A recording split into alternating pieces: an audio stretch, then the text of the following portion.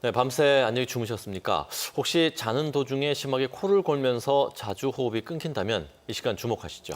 코골이가 부르는 수면 무호흡증에 대한 정보 건강 365에서 알려드립니다.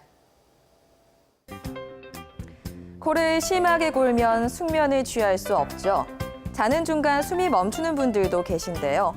심한 코골이 때문에 수술을 받는 분들도 4년 새 63.7%나 증가했습니다. 수면무호흡증은 코골이와 동반되어 호흡이 일시적으로 멈추었다가 숨을 쉬는 것이 반복됩니다. 이로 인해 혈액 내 산소 농도가 낮아져서 혈압과 맥박이 규칙적이지 못하고 두통, 만성피로, 주간 졸림 등으로 무기력한 상태에 빠질 수 있습니다. 특히 수면무호흡증이 지속되면 고혈압이나 협심증, 심근경색, 뇌졸중 등의 위험도가 높아집니다. 2014년 수면 무호흡증 진료 환자는 2만 7천여 명으로 10명 중 8명이 남성이었는데요.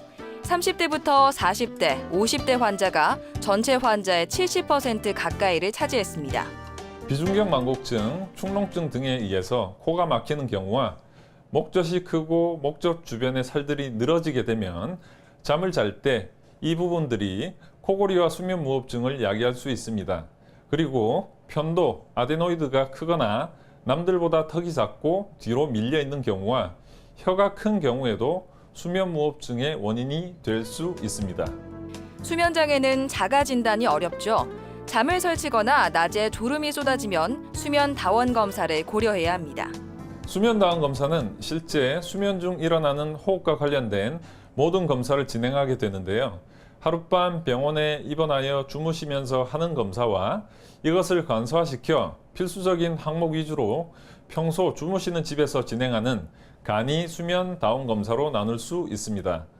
호흡과 심전도, 근전도, 뇌파를 포함한 다양한 센서로 검사하게 됩니다. 체중의 5%만 줄여도 코골이 증상이 좋아진다고 하죠. 하지만 경우에 따라선 수술도 고려해야 합니다.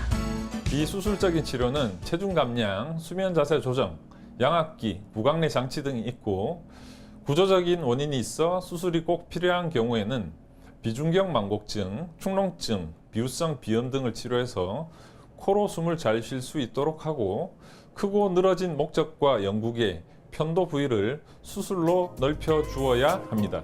수면장애 환자들은 술과 담배, 카페인 음료를 피해야 합니다. 또 옆으로 누워 머리를 높인 자세로 잠들면 코골이 완화에 좋다고 하네요. 건강 365였습니다.